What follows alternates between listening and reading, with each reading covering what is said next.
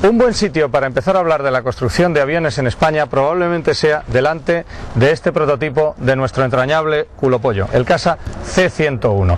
¿Cuándo comienza la fabricación de aviones en España? Pues realmente hace mucho tiempo.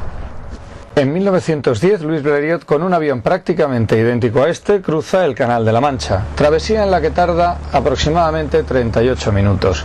Y en 1911, en España, el ingeniero señor Vilanova construye esta versión mejorada del Blériot 11, el Vilanova Acedo, probablemente uno de los primeros aviones modificado y construido en España.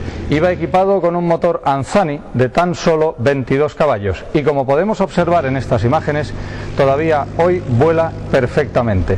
Podemos ver que carece de superficies móviles en las alas y que el mando de alabeo lo tiene precisamente mediante torsión de estas.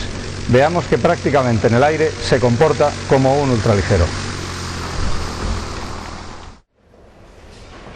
La utilización del avión como arma de guerra es también una de las cuestiones en la que España puede considerarse una pionera.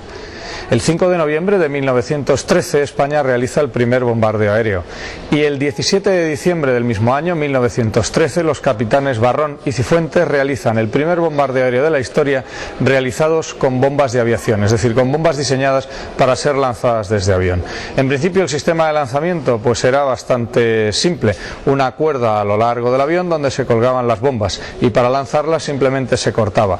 En la segunda versión de estas bombas, es decir, aquellas bombas de aviación, exclusivamente pues el sistema de lanzamiento era tan sencillo como sacarlas de su cajón, ponerlas por fuera del avión y lanzarlas. Así que es una de las cosas también donde España puede considerarse una auténtica pionera. Una de las páginas más interesantes de la historia de la aviación mundial la constituyen los años de los grandes raids, los grandes vuelos encaminados a batir récords de distancia, de altura y de velocidad. La aviación española, nuestra aeronáutica, no es ajena a todo este movimiento y también empieza a realizar este tipo de vuelos, pero no con el ánimo y exclusivo objetivo de batir ningún récord, sino para llegar más lejos, más rápido y más alto a aquellos puntos geográficos que estaban enlazados con nuestra historia. Comenzamos en 1926 y probablemente con uno de los vuelos más conocidos, el Plus Ultra. Aunque no se trata de la primera travesía aérea del Atlántico Sur, pues 3 de ellas se realizan previamente con dirigible, sí es la segunda que se realiza con una aeronave, puesto que antes había sido realizada por los portugueses. Sin embargo, sí es el Plus Ultra la primera aeronave que despega de Europa y llega hasta América, puesto que los portugueses para el mismo raid habían utilizado 3 hidroaviones distintos. En este caso son Ramón Franco, Julio Ruiz de Alda, el mecánico Rada y el teniente de navío Durán los que van a protagonizar por primera vez el salto del Atlántico Sur. Si hay un avión representativo de la época de los grandes raids, es este sin duda el Breguet 19. Avión diseñado y fabricado en Francia, la compañía española CASA adquiere su licencia de fabricación y en nuestro país se construyen y montan aeronaves tanto del tipo estándar como el denominado Breguet 19 Grand Raid, preparado precisamente para batir récords de distancia. El Jesús del Gran Poder es el Breguet Grand Raid número 72 de los construidos en España. Y con él se trata de volar desde Sevilla una línea de hasta 7.000 kilómetros con el objetivo de batir el récord de distancia. Los pilotos Jiménez e Iglesias despegan desde Sevilla el 29 de mayo de 1928 y se dirigen hacia Oriente. Tras 4 horas de vuelo encuentran una tormenta de arena que no les abandona durante hora y media y que finalmente hace fallar el motor y han de aterrizar. Al aterrizar lo hacen muy cerca de la ciudad de Bagdad y de la ciudad de Basora, con lo cual la distancia recorrida ha sido de 5.100 kilómetros y no han logrado batir el récord de velocidad. Transcurre un año desde el primer intento de récord de distancia por parte del Jesús del Gran Poder, cuando los pilotos Jiménez e Iglesias reciben la autorización para volar al destino que realmente añoraban. Es decir, una vez más, unir el intento de batir un récord con enlazar con parte del pasado y la historia de España. Despegan de Sevilla y tras 44 horas de vuelo aterrizan finalmente en Bahía, Brasil, prosiguiendo vuelo hacia Río, Montevideo, Buenos Aires, cruzan la cordillera de los Andes para llegar a Santiago, Arica, Lima, Parte, Colón, Managua, Guatemala y finalmente La Habana, donde se les comunica que no pueden continuar el raid hasta Washington y Nueva York, regresando a España en barco en el crucero Almirante Cervera. Un avión terrestre español ha realizado la travesía del Atlántico Sur.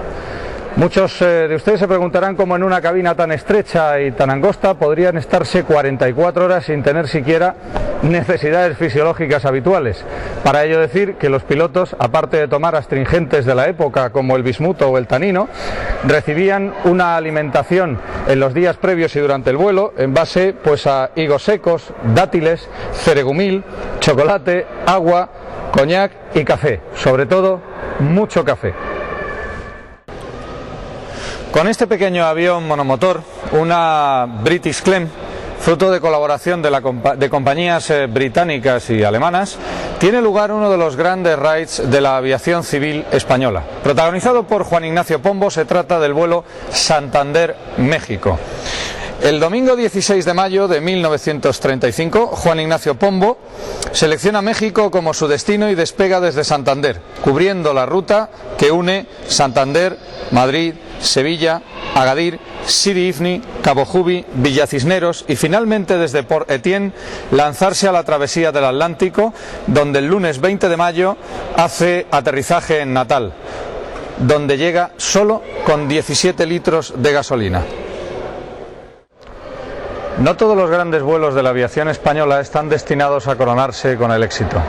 Es quizá el Cuatro Vientos el que entra de lleno en el mundo de la leyenda al desaparecer sobre la península del Yucatán, en el que teóricamente era el tramo más sencillo del vuelo.